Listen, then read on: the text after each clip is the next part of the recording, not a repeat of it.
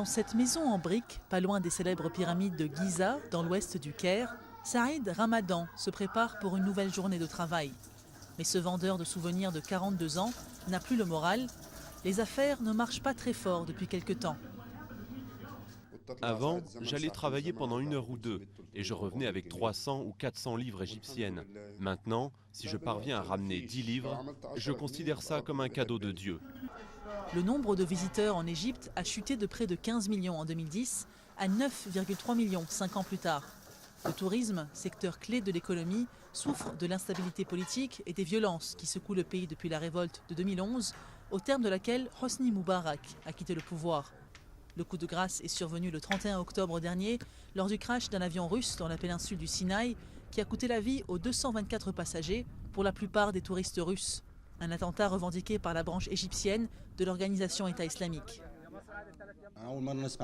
Après toutes ces révolutions, nous avons commencé à entendre parler du groupe État islamique. Tout le monde ne parlait que de ça.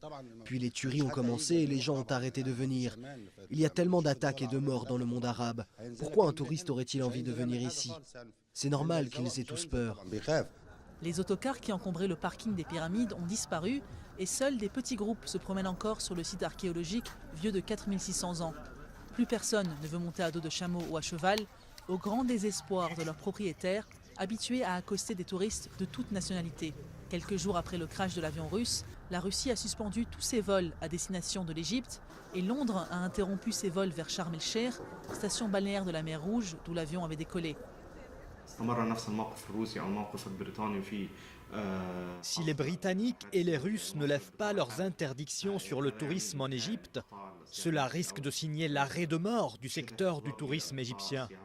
Saïd et d'autres vendeurs de souvenirs se sont résignés à traquer les touristes à proximité des bus, armés de quelques bibelots, pour des ventes à la sauvette, en attendant que les affaires reprennent.